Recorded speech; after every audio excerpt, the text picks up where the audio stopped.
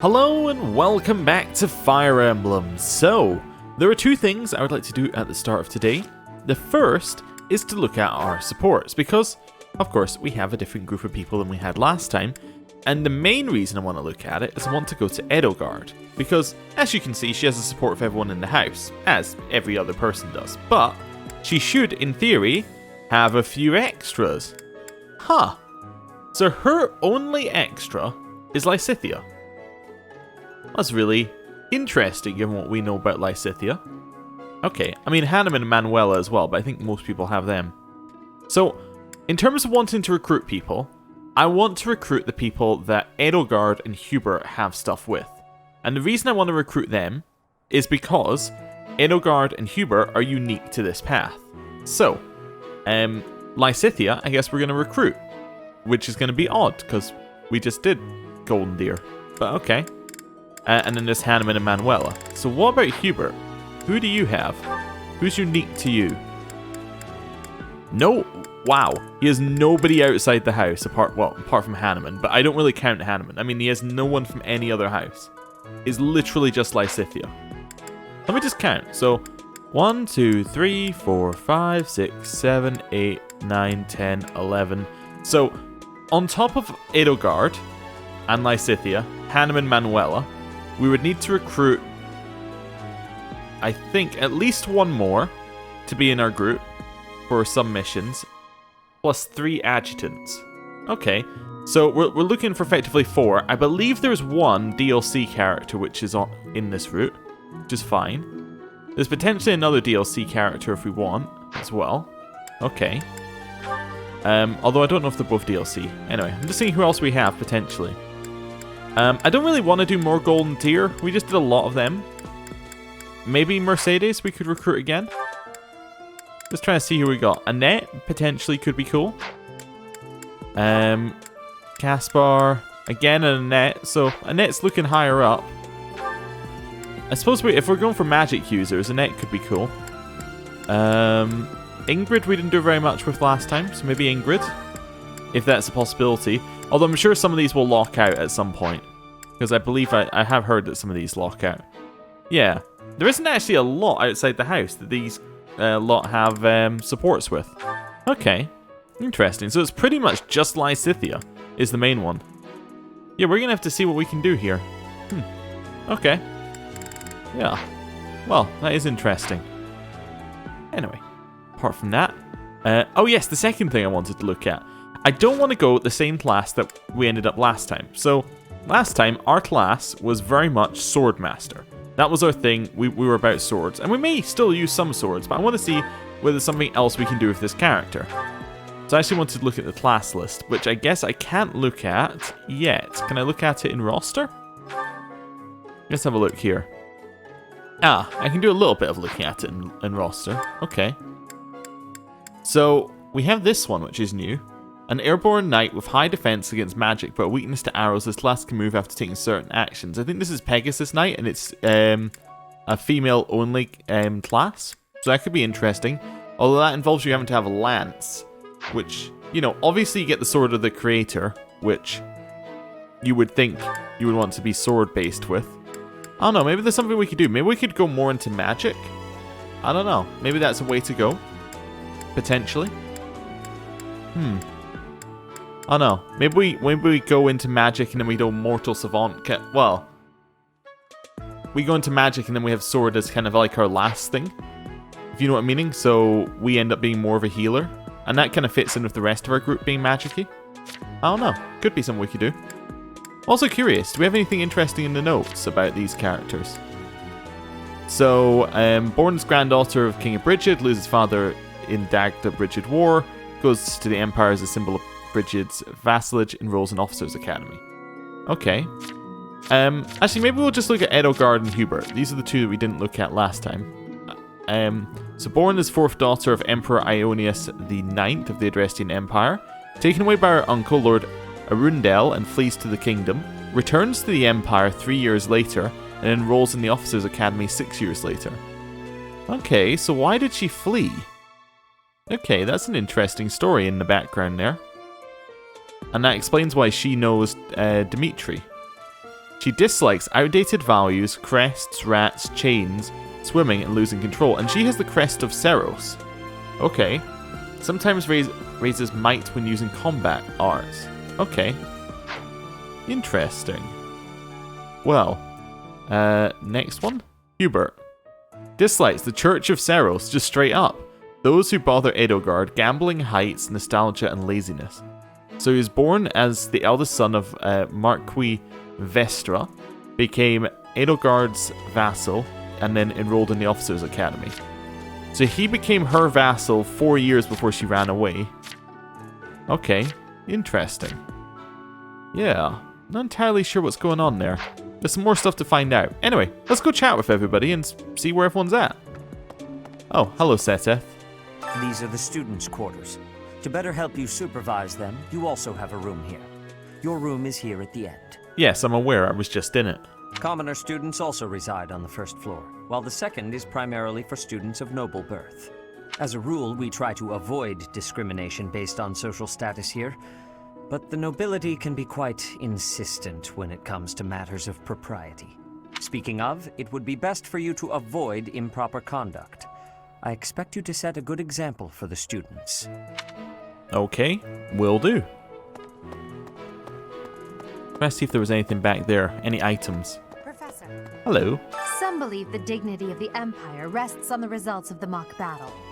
That's an overstatement, of course. Still, we must do our best to prevail. You should take the time to learn each student's abilities. Perhaps some extra lessons and training sessions are in order? You look as if you have no idea what's going on here. I know my way around, so I'm happy to help you find your footing. Okay, so we can basically go through what all of these things are, which is fine. Right. We kind of know what these are at this point. Activity points, just how many activities you can do a day, and professor level affects how many activity points you have. Right.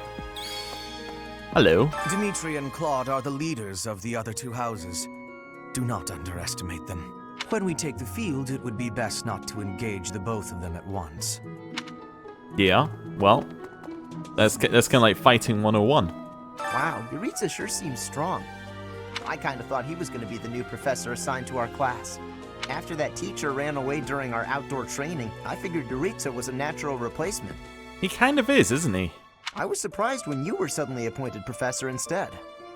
That's a very good point, Caspar. I don't think I could hold my own against Yuritsa in battle. I could probably take you, though. Oh, really? Oh, really? Not a chance. You really think so? With enough training, I'm sure I'll beat you someday. Hey, Yuritsa. I care nothing of friendship.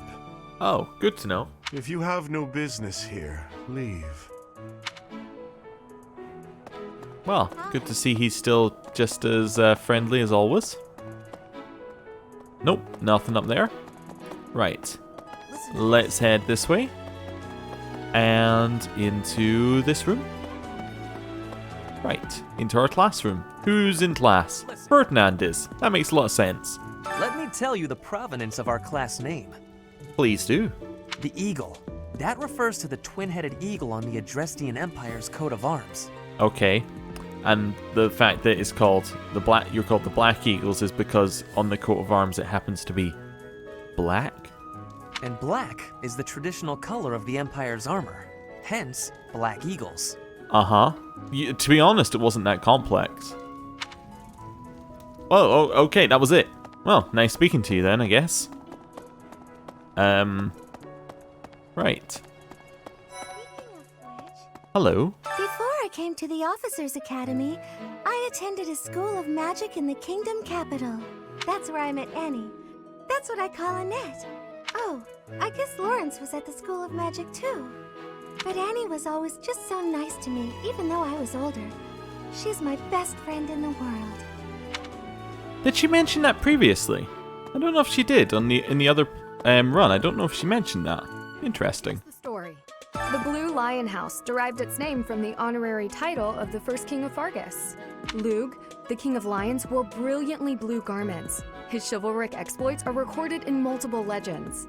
The library holds various historical accounts regarding him and the Blue Lions. If you find time, you should read them.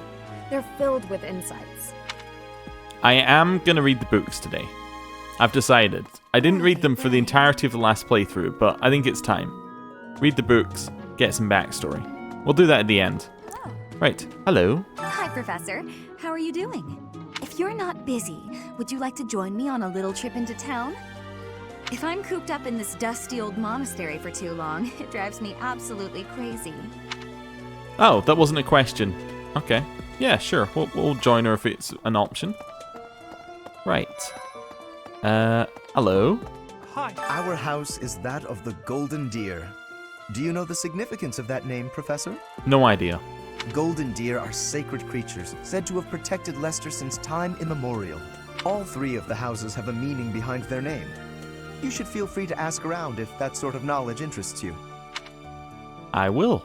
Hello. This is the Golden Deer House. You're in charge of a different house, right? Right. Too bad we won't see more of each other. I'm happy to learn from you if the opportunity comes up. Alright. Well, it probably won't, but nice to know. Anyone else around here? Nope. Alright, well, let's head into the gardens. Aha! Items. Mint leaves. Black sand steel. Nice. Anything else in here? Don't think so. Can we go in the dining room? We can. Fantastic. Hey, Felix. Oh, never mind. Raphael, at the food, as you would expect. Okay, so we got Felix, Raphael, and Petra here. I'm busy. Do you want something? I want you to be a bit polite, if possible. Nothing in particular. Then get out of my way. Wow, incredibly rude. Ugh, I really need to eat. I can't hold out until the next meal. Why can't the dining hall stay open all the time? I need to keep eating if I want to get stronger. Yeah, it should be 24 hours a day. I agree. Hello. Professor, I hope you know I am having great abilities for reading and writing. With sadness, I still have struggles with speaking. If my ways of speech are causing a burden, I hope you will have forgiveness. Yeah, definitely. Is there anyone else in here? Oh, Flame. Hello. Hello there, Professor. Hello there. Well, I call you that, but I am afraid I am not a student here myself. That's a shame. Should the opportunity arise, I would love to become a student and begin my studies in earnest. The monastery is kind enough to provide a sanctuary for my brother and I. He's the only family I have. Might you help me with a favor? There is a ceremony related to Saint Sethlene that requires rare fish. Would you mind helping me obtain some, Professor? You can fish by speaking with the fish keeper at the fishing pond. Okay. Just having a quick look out here. No items. Okay, we'll move on. Next room. I don't have business here yet. Why would I even try and go into that room? That's just stupid. Yeah, obviously. Right. Let's head to the Amiibo Gazebo. Now, I may have a lot of DLC right now, which we didn't have last time. You know what I don't have? Any Amiibos. So, we're just going to leave that be. All right. Hello. Greetings, Professor. Nothing to report. By the by, have you ever regretted a decision and wished you could go back and undo it? No. It's too bad there's no lesson for how to turn back the old clock, huh? But I suppose a bad decision isn't worth all that fuss anyhow. Yeah. Can't get along there. You're not gonna let me pass, huh? Fair enough. And anyone in this place? Nope. Oh, items. That's what I was looking for. Morphous plum seeds, exactly what you want. Morphous plum seeds give you dexterity. The only one I can remember. Oh, there isn't a passage to the left and right. I've got all mixed up with all of these places being shot. Hey, Annette. Hello, Professor. I have a teeny tiny question for you, if that's all right. Yeah, shoot. You haven't seen a man with hair the same color as mine, a scowling face, and a generally gloomy demeanor, have you? Nope. Can't say I have. I suppose it was silly to ask. Sorry for wasting your time. Is there someone behind us? There is. As part of our commitment to the goddess, the Knights undertake various missions across all of Fódlan. Assisting with the education of young nobles is also a part of our sacred duty. Good to know. Who have we got along here? Priest. Yes, I hear a member of House Fresfeld, the ruling family of the Empire, has entered the Officers' Academy for the first time in ages. It is said that the Adrestian Empire's very founding was aided by none other than Saint Seros. That is why the crest of Seros is on the Imperial flag. In recent years, a rift has developed between the Empire and the Church. Let us hope this will be a good opportunity for both parties to reforge their close relationship of years past. Okay. Yeah. I'm still interested in what they mean by, like, how did they get the crest of Seros into their house? I'm very interested in that. Because there's got to be a story in there, but Here's an idea. we'll hear it later, no doubt. There are two types of crests. Major crests manifest their power most effectively, while minor crests are slightly weaker. It is said that the closer a person's blood relation is to various saints and heroes, the higher their chance of bearing a major crest. Of course, there are also examples of major crests manifesting in children whose parents bear no crest whatsoever. The exact nature of how and why crests are inherited is still a mystery. Okay. Hello, Lysithia. Hi, Professor. Have you gotten around to visiting the library yet? No, I haven't. It's absolutely loaded with valuable information. I only wish I wasn't burdened with the necessity of sleep, so I could spend all my hours there. You like reading? In a manner, yes. But it's more that I want to learn as much as I possibly can. Alright then. Oh, can't go that way. Well, I guess we're going this way then. I'm not going to head up to the second floor yet. I believe... Wait, can we fast travel there? Yeah, we can fast travel there. That's fine. I want to just check because I wasn't sure whether we had to visit somewhere before you could fast travel to it. Right, so we've spoken to Seteth. Hello, student. I'm not too keen on the professor of my class. I really hope to focus more on strategy. Maybe I should talk to my professor about transferring to a different class. Oh, is it going to tell us about recruitment? No, it's just letting the idea float in your head. Hello, Dedu. Let me know when you are hungry. I will make you a quality meal, as thanks for your service to His Highness. I have a request. There is a dish I would like to make, but I need more of a certain vegetable to do it. I was planning to grow it from the seeds in the greenhouse, but if you'd like to help... Oh yeah, sure, we'll do that.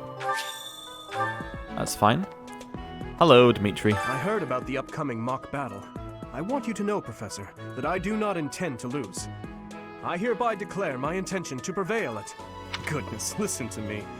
The thrill of competition has carried me away. I won't speak so formally of a class assignment in the future. Yeah, don't. Bit weird. Hey, Claude. Hey, Teach. I hear there's gonna be a mock battle between the houses.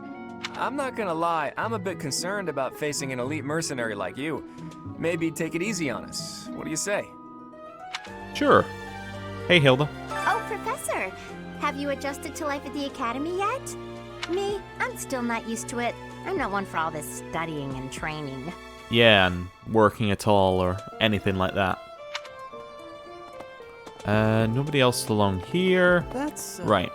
Oh, so an item along there? Nope. Okay. We have to see. Here are the lower dormitory ones.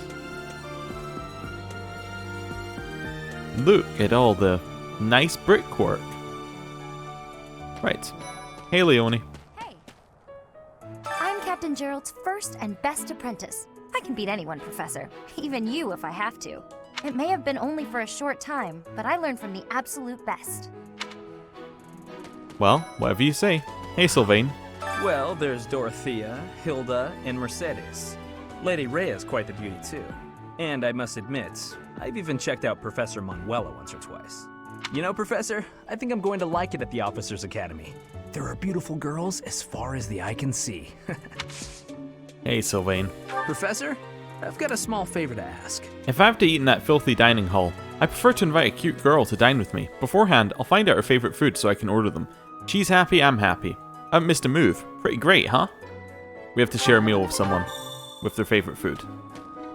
Alright. Hey, Bernadetta. You gonna come out of your room? I don't like to come out unless I really have to. Hope you're okay with that, Professor. I guess I'm gonna have to be, aren't I? Right. Down here. This is the greenhouse. And that is the fishing pond. And Marianne. And the fisherman. My least favourite NPC. Hey, Lintart. The Great Tree Moon is the best time of the year for naps. I could just forget all about my assignment. Now I'm feeling sleepy too. Yeah.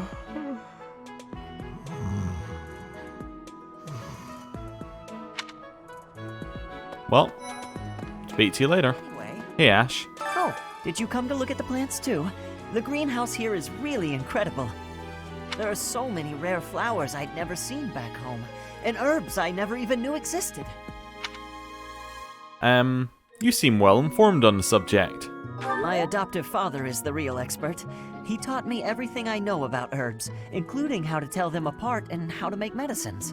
You should try looking around the greenhouse sometime if the mood strikes you. Maybe something will catch your eye. Maybe. Who knows? Right. Vegetable seeds. Anything back here? Nope. Hello. I'd like to do some gardening.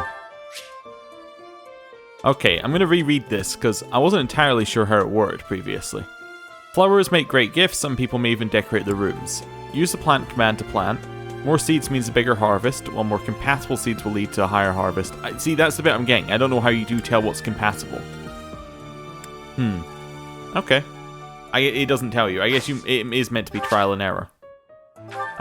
Why don't I give you deduce seed? There you go. I'm going to cultivate them with magic. Yeah.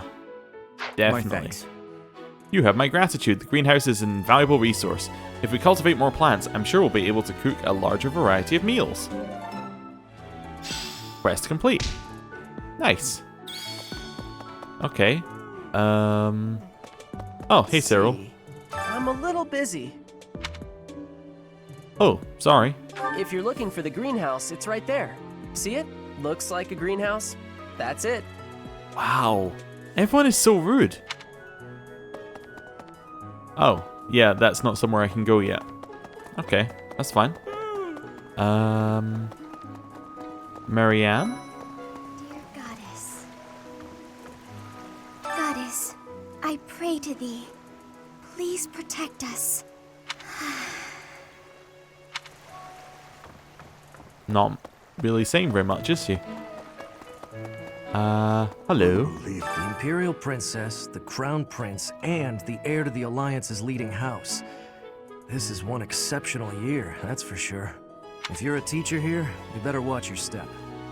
If anything were to happen to those kids, well, suffice to say that it could harm the reputation of the Church of Saros, which we've spent almost a millennium establishing. Well, by we, you mean lots of other people. You probably spent like 10, 15 years at most. If not even less. Right, I'd like to fish. Yeah, I got it. Plains bait. And I'm not catching a small fish. No. I guess I'm catching a small fish. That's okay. Oh, it goes so slowly! I was expecting it to go the same speed as it went on other ones. I actually missed that one because it was so slow. Okay. One thing I just want to change here. Yeah, it definitely changed all my settings at one point, which I thought it did in the previous one. Let's lower that slightly. Lower that slightly. But, oh, no, that's got to be higher. Lower that slightly. Actually, that's just the main volume. What I really want to lower, though, is this. Rumble. That's the only one that truly annoys me, is the rumble. Yeah, I think the rest of it should be fine. Yeah, that'll should be good. Right. Cool. And you know what? Why don't we chuck in another save, just for good measure. Right, hey, I want to do more fishing. Fishing has not been unlocked yet. Alright then. I guess I won't do more fishing. Hello. You have helped me so much. How wonderful! I'm certain Saint Sethlene would be most satisfied by this fish. If you ever wish to fish again, simply let the manager of the fishing pond know. Well, I probably should leave it for the Fistful of Fish event, so we'll hold off. Hello. What's today's special? Well, let's eat with Edelgard and... I don't know, why not Bernadetta?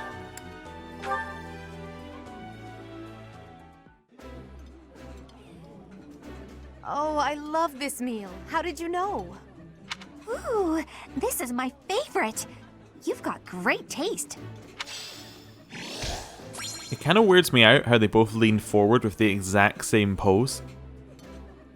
It is a little creepy. Hey, our professor level went up. We're now E+. More activity points for exploration. And monthly funds for activities. Cool. Nice. I knew I could count on you. Yeah, so you're getting the hang of it. You're getting right to it. I'm impressed to find someone who's more proactive than I am. Nice going, Professor. Alright then, next time will be my turn. Okay. We've done that. Have I spoken to everyone? No, I haven't even been to the second floor yet. Yeah, okay. Oh, you do have to go there first before you can fast travel. Good to know. Or fast travel itself may not be unlocked yet. Oh, there's the gate. So we'll run over here. That's fine. Hello. Okay. Wow, it's a long way away. It's fine. So it should be there. Perfect. Right. Have a chat to everyone upstairs. Now, it's actually a little weird that all the other teachers get a room in here, right? Yet we get a room with the students. It just seems a little odd. Well, anyway. Hey, Rhea. Do bear in mind that even as you are appraising your students, they are appraising you as well. Uh-huh. I hope that you will do your best to form lasting bonds with your flock. Oh, and I look forward to witnessing your prowess in the mock battle. Well, hopefully I win it. If I don't, that's going to be fairly embarrassing, but that's okay. Right, what have we got along here? That's not what I wanted to do. Definitely one of these I wanted... No. I guess it's already on max size for the mini-map. Okay. The church has changed a lot since my time. Sedith, Hanneman, Manuela, Yuritsa, and many of the knights. None of them were around 20 years ago. Okay. So, mix up of the management. I think. Hello.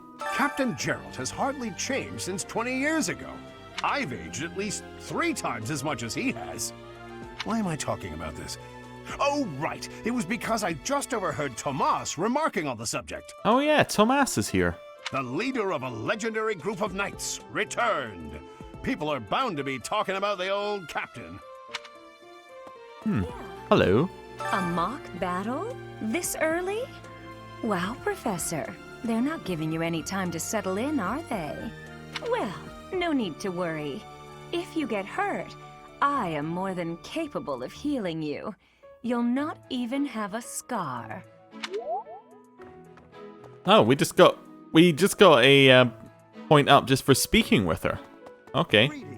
Hello, Hanneman. Apparently, there is to be a mock battle between the houses. Interesting, but I hope you understand that I have far more important things on my mind. Oh, really? My research is proceeding slower than I would like. Your crest is something of a challenge. Frustrating, yet also quite intriguing. I was wondering if I might get a sample of your flesh. Excuse me? A couple square inches would do. No? Perhaps some blood? A couple of drops on the device are all I need. What happens if I just go, no? I mean, last time I gave him the blood. Some kind of experimental apparatus. I better keep my distance. I mean, last time I gave him the blood, so this time, what if I just don't? Wonder what happens. Do we just never find out what our crest is? Really? I don't know. Oh, yeah, these rooms are shut. I forgot. Okay. That's fine. So we'll head along here. And we'll go and speak to Thomas in the library. Anyone here? Yes. Say now. Hello. Tomas has served as the monastery's librarian for decades. Actually, he was away from Garreg Mach for a spell, but he returned to his post last year. There is no one as familiar with the monastery's archives as he is. Alright. And Thomas? Professor, I hear you are lacking in knowledge of the Church of Seros. The library contains countless documents about the teaching and the history of the Church. I encourage you to make good use of them. Check the bookshelves to read all sorts of reference materials. Well, I will do that. Alright. Let's just start. Now, this is going to be a more spoiler section if we read through these, because I'm going to try and bring in stuff from more stuff from the Golden Deer House. So, if you want a slightly less spoiler-free experience, I would skip this. Anyway, there's still going to be spoilers all over. Wait, that's History of Fódlan Part 2. Let's go with 1. Under the tyranny of ruthless disorder, the people endured a long period of suffering. The vile nemesis who proclaimed himself King of Liberation delighted in war and bloodshed. Rather than rebelling against his persecution, the people of Fódlan fell to his depths in a mad scramble to retain power through murder and theft. 41 years before the founding of the Adrestian Empire, Saint Seros appeared in the land of Embar, and, though through the many unfathomable miracles she performed, spread light across the land. In doing so, she joined the shattered hearts of the purest people of Fódlan, who went on to form the Holy Church of Seros. Imperial Year 1, the founding of the Adrestian Empire. In the first year of our calendar, the glorious Adrestian Empire was founded. Its name was gifted by an oracle and its future blessed by the goddess. Its capital, Embar, was chosen to govern the southern reaches of Fódlan, where the divine Saint Seros also lent her power. Name was gifted by an oracle. That seems interesting. That seems like we should be able to find out who that person is eventually. Okay. Imperial Year 32, the War of Heroes. Wilhelm Paul Resvelg, the inaugural Adrestian Emperor, raised an army in pursuit of the unification of Fódlan. With his might, he hunted and destroyed any house's territory that dared seek more power. So, 14 years later, the Battle of Gronder. An intense battle erupted on Gronder Field, where the houses that were allied with Nemesis and the Imperial forces of the Adrestian Empire clashed. There, the Imperial forces emerged victorious. Imperial Year 91, the Battle of Tailtean. So this was the battle that we saw in the starting cutscene. The houses that were allied with Nemesis once again faced off against the Imperial forces, this time at Tailtean Plains. There, the evil Nemesis finally fell and the Empire secured a momentous victory. 7 years later, the War of Heroes ends. Wait, so Nemesis died and it took 7 years for the war to end. Wow, okay. The successor to the great Emperor Wilhelm I, Lycoon the First, succumbed to sudden illness. The Empire, which ruled over the majority of Fódlan, took this opportunity to put an end to the seemingly endless fighting. Yet 7 years for a war, when the main leader and person pushing the war dies, that's fairly insane. Right, Imperial Year 721, so we are skipping roughly 600 years into the future. 630. So this is quite close to now. What is the current year? Do I have any current... How do I know what the current year is? Calendar? No? Doesn't tell me. Huh. Oh, you know what might tell me? Notes. So it's 1180. Okay. So this is about 360 years ago. The First Mach War. The Dagton army invaded from across the sea. Though the Imperial forces resisted the attack and drove off the enemy, the land of Mach sustained considerable damage. 7 years later, the invasion of Brigid. The Empire invaded the Brigid Archipelago, a land occupied by allies of Dagda. As penitence for the refusal to surrender, the people of Brigid were relegated to a life of imperial subjugation. Well, this is, in theory, 360 years ago-ish, right? Wait, is it 360 or is it even more? Is it 460? Have I miscounted? I'm assuming these are using the same dates. So, yeah, that's 460 years ago. Which makes it even weirder. Okay. So, I kind of was under the impression this had happened recently, but maybe there's more to it. 3 years later, the invasion of Dagda. With the boon of a strong foothold in Brigid, the Empire mounted a large-scale invasion of Dagda. However, the fortunes of war were not on their side and their attack failed. The Fargus Rebellion. Lug, a descendant of one of the houses that first quarrelled with the Empire, raised an army to demand independence, pulling the land of Fargus into a fierce rebellion. This clash became known as the War of the Eagle and Lion. Okay, this is making more sense now. This was 16 years later. 4 years after that, the founding of the Holy Kingdom of Fargus. Lug and his resistance army were victorious over the Imperial forces. The Holy Church of Seros mediated between the two, and Fargus secured its hard-won independence as the Holy Kingdom of Fargus. 50 years later, the Leicester Rebellion. A rebellion broke out in the Imperial lands of Leicester, which the Imperial army was unable to suppress. The Holy Kingdom, viewing the uprising as an opportunity to increase its own political sway, occupied the Leicester region, formally declaring it as a territory of Fargus. 60 years afterwards, Fargus divided.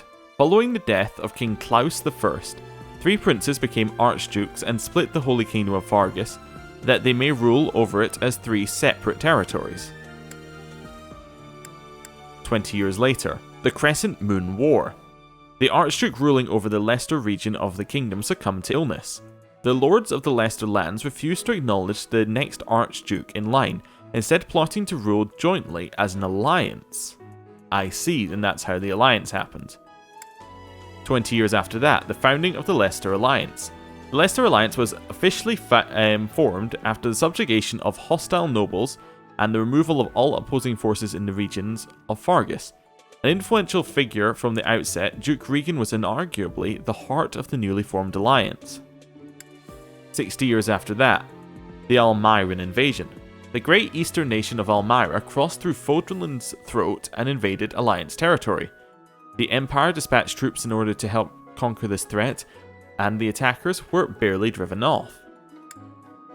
And then 140 years later, the construction of Fódlan's Locket. To defend against future Almiran invasions, the Alliance, the Kingdom, and the Empire joined their efforts and resources to construct the indomitable fort known as Fódlan's Locket. So, that was 10 years ago? Just check here. No, that wasn't even 10. That wasn't 10 years ago. That was 79 years ago. Alright. Well, I'll get dates right eventually. Okay. So we learned a little bit there, but nothing too mind-blowing. This one? Let's read issue 1 first. Traveller's Journal, issue 1. A record consisting largely of the world outside of Fódlan. The author's identity is unknown, but they've clearly experienced these places firsthand. Almira. A great kingdom to the east of Fódlan. Its territory borders that of the Leicester Alliance, with the precipitous mountain range known as Fódlan's Throat acting as the dividing line. Its people maintain a strong legacy of horsemanship and relish in the thrill of battle.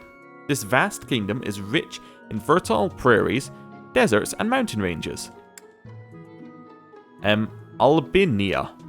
A continent to the northwest of Fódlan, its frigid climate is home to numerous rare and valuable species of flora and fauna. However, the human population there is extremely small due to the intense cold and the frozen earth, which is unsuitable for growing grains or other food crops. Morphus. Morphus is the name of the metropolis of magic to the southeast of Fódlan, as well as the boundless desert that surrounds it. In the distant past, it was called the City of Illusion. Thanks to an intricate web of trading nodes, rumours of its profound and mysterious magic continue to spread. Dagda. A continent to the southwest of Fódlan. Due to its extreme distance from Fódlan, rumours of this relatively unknown world abound. Some claim it's a tropical rainforest, while others insist it's merely a giant frozen plateau. In truth, this vast continent stretches far into the north and south and supports a wide variety of terrains and climates. Okay, still nothing new there. A record consisting largely of the world outside of Fódlan. Yes, we've already seen this, but... Right, Bridget. An archipelago nested between Fódlan and Dagda. It is a land of plenty that is often heralded as the perfect union of the gentle sea and nature's bounty. Both Fódlan and Dagda have long vied to claim this territory as their own. Shreng. Shreng was once a name to an enormous peninsula to the north of Fódlan. Today, only the northern half has kept the moniker, while the southern half now falls under the dominion of the Holy Kingdom of Vargas. Several warlike clans call this great wasteland their home. Certain areas of this region are comprised of rocky desert. Dusker. A peninsula to the north of Fódlan and to the west of Shreng. The people who once inhabited this area were decimated, and it now falls under the dominion of the Holy Kingdom of Vargas. The land boasts nothing noteworthy to make it a desirable travel destination, but rumours of valuable minerals waiting to be unearthed abound. Okay. And the Ogma Mountains, an enormous mountain range somewhere to the south of central Fódlan. To the west, it forms the border between the Empire and the Kingdom, surrounding Garreg Mach and cutting across Empire territory. It is home to many animals and plants that cannot be found elsewhere, as well as a plethora of valuable mineral deposits. Again, not much new. This one? The Book of Seros, Part 1. The Revelation. The goddess is all things. She is heaven above and the land below. She is eternity incarnate. She is the present, the past, and the future. Her eyes see all, her ears hear all, her hands receive all. She is the one who graced. She who was graced with the holy word of the divine goddess, who bore witness to her magnificence, is the one called Seros.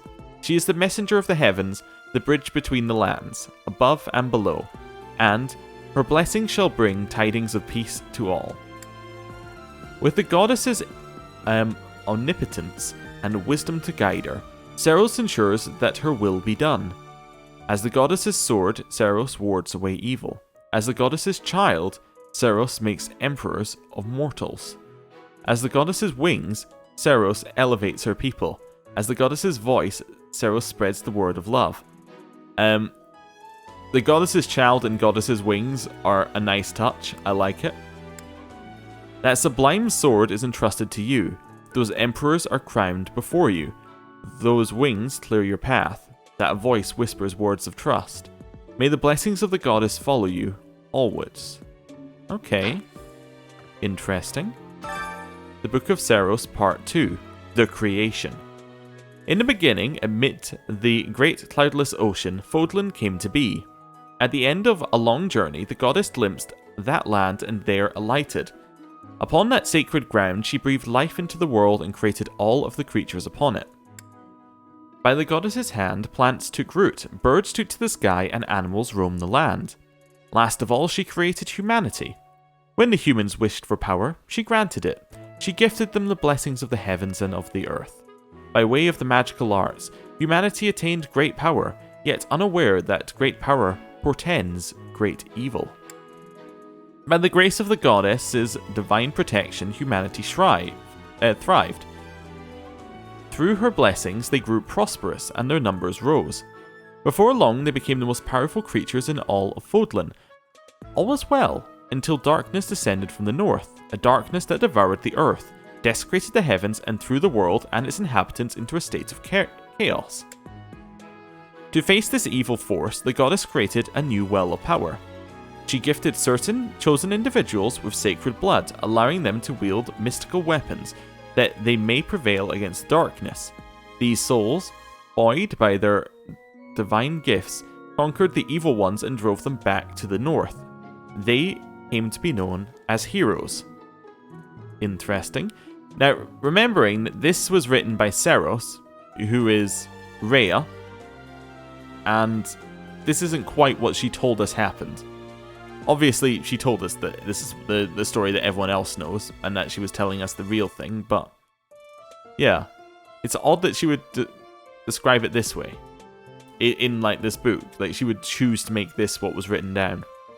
Anyway, the heroes experienced unnaturally long lives, persisting for hundreds of years.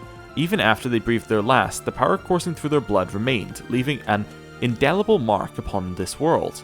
This power, passed through bloodlines, came to be known as the Crests. The mystical weapons they once wielded are now called Heroes' Relics, and so the legend of a new age was born. The descendants of the heroes sought their ancestors' power, and thusly their blood. In time, they amassed crests, relics, land, and wealth, using all to set the land aflame with war. The goddess's power, intended to stem the flow of evil, became a tool of destruction, all because of the greed of humanity. The goddess, grieved and heartbroken, hid herself in the heavens from whence she came. Okay, now I see why it was described that way. It is a giant guilt trip. Okay, now I see how it all fits together. That's part 5. Wait, this was part 2. 3, 4, 5? Wait, are there any other parts?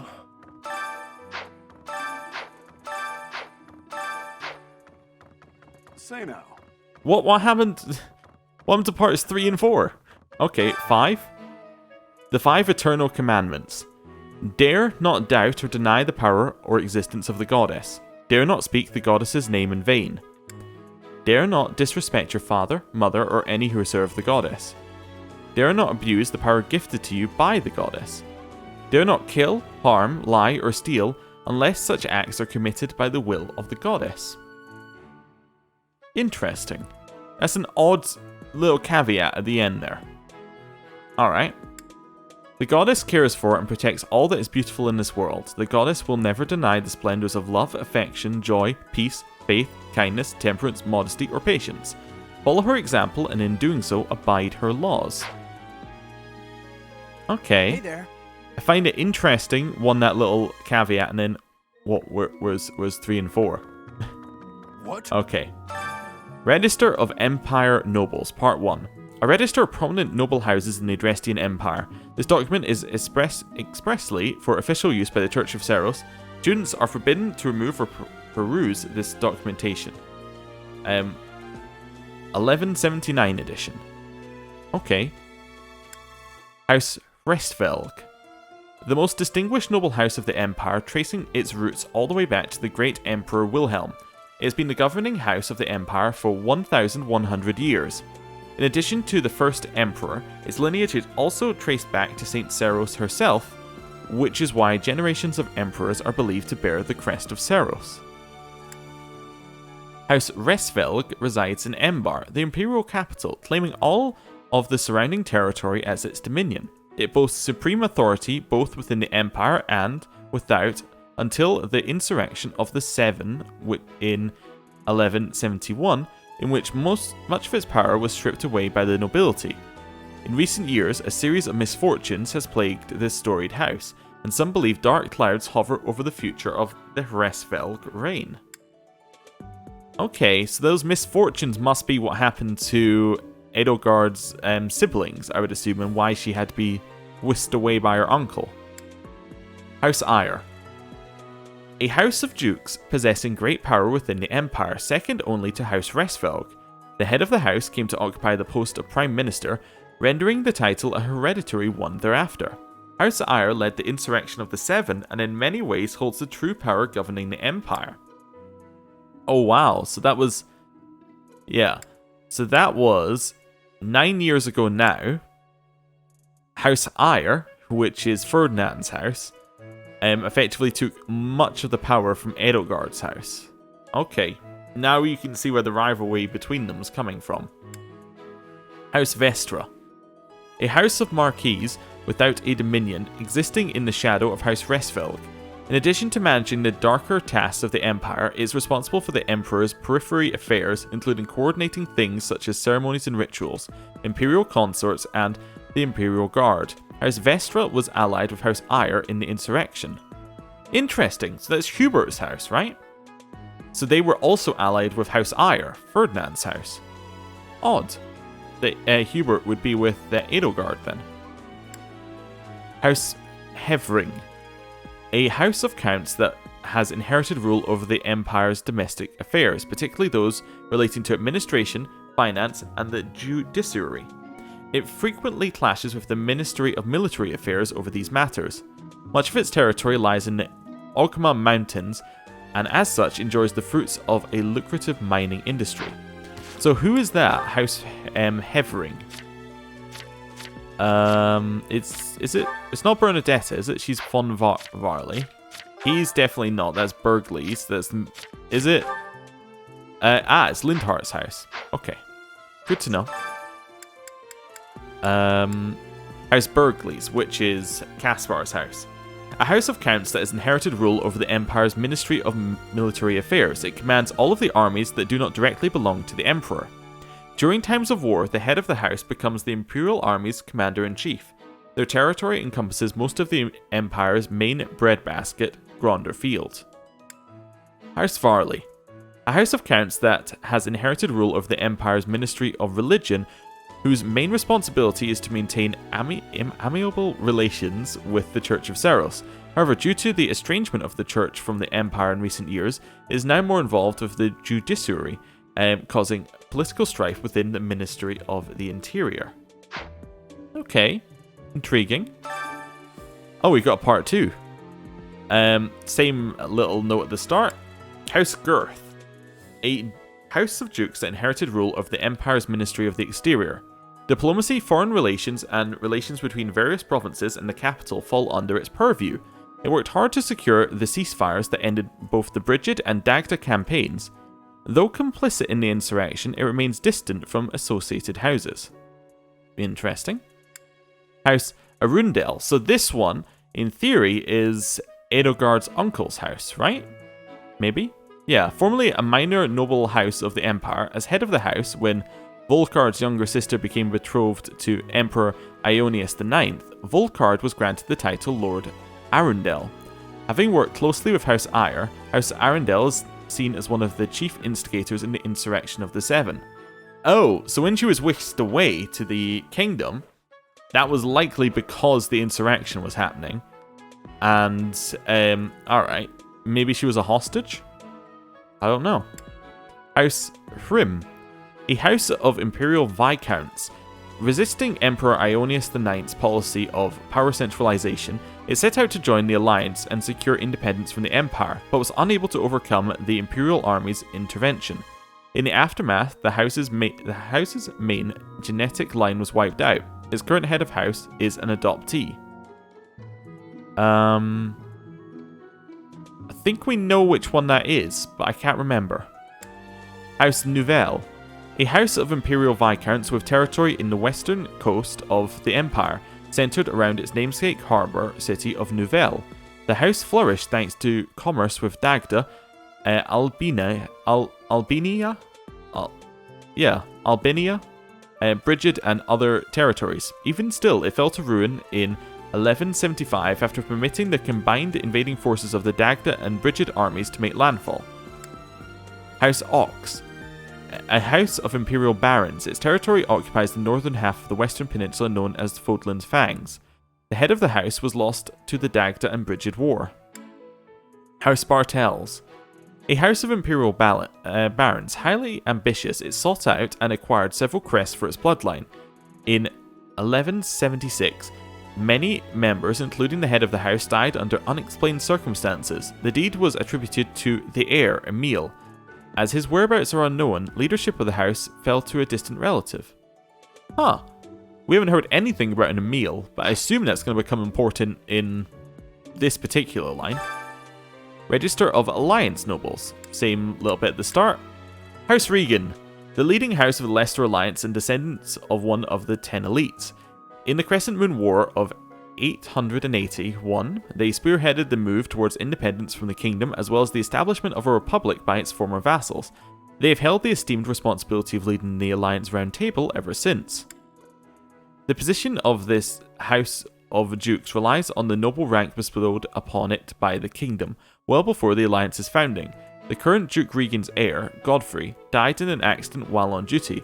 While he did leave behind a surviving daughter, she is presently unaccounted for. Interesting, we didn't hear anything about that. Huh, he left behind a surviving daughter. So that would imply that... Wait, no, we did hear something about that.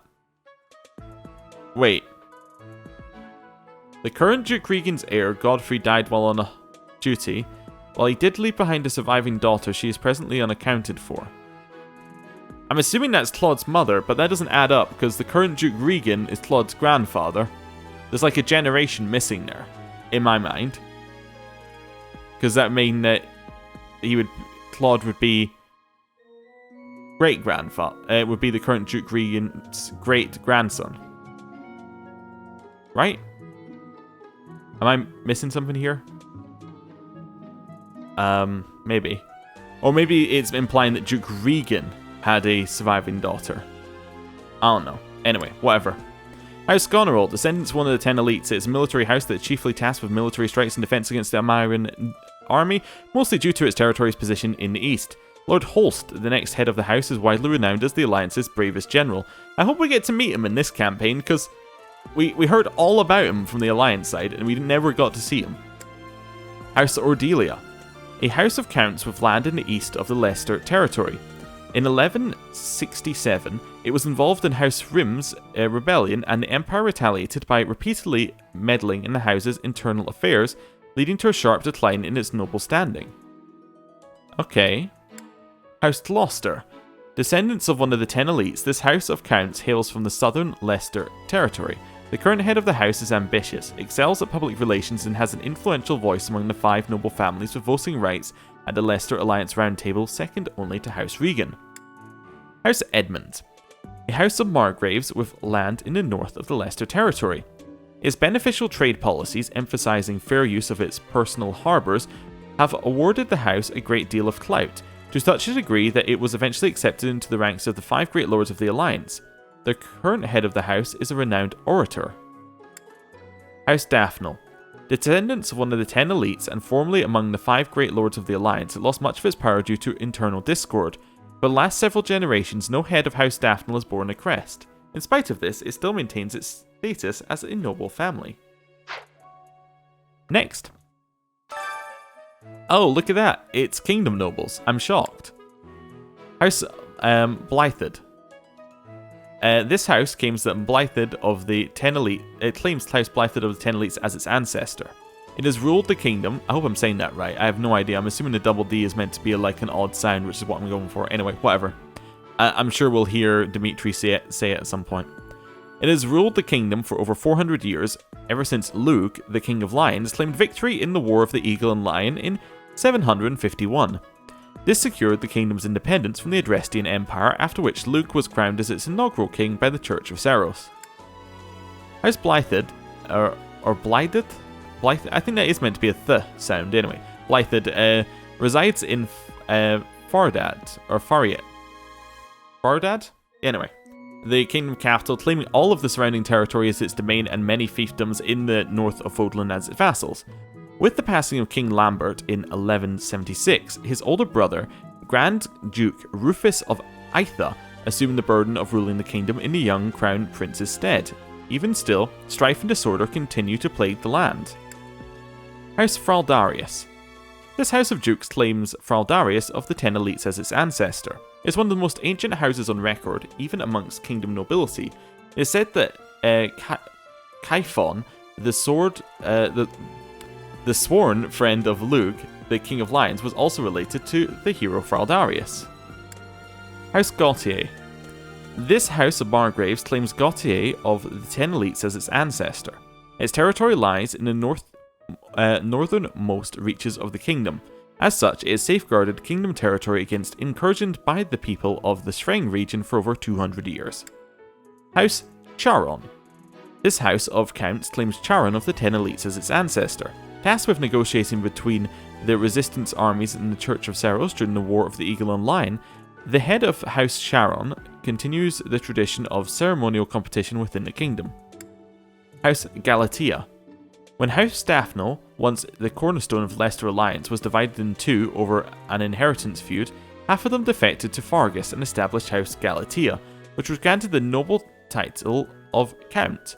Much of its territory consists of frigid wasteland where the severe famine occurred in the early 1170s. House Rowe. A noble house that once held territory in the Northern Empire. When the fortress city of Arianrod was constructed within its domain, it revolted against the Empire and pledged the entirety of its territory, including Arianrod, to the Holy Kingdom of Fargus. For this contribution, it was awarded the noble title of Count. House Clyman. This house originally held no more than a lordship over a single castle in the west of the kingdom, but it was awarded the noble title of Viscount for its great success in the subjugation of Dusker region in 1176. Afterwards, it was granted the Dusker region as its feudal estate. Okay, so we got a little bit more backstory. Overall, the books didn't tell you too much, but they give you just a little bit of backstory on the Empire, which is cool because, well, you know, that's what we're looking at. And we are done exploring for today. So let's end our free time and see what happens. Should be going into the mission next, I'd assume.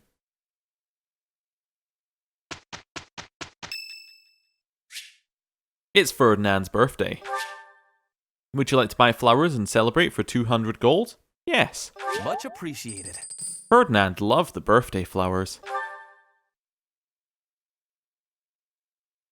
That's good. And, well, that's it. Thank you for watching. Next time we're going into the mission and I will see you then. Goodbye.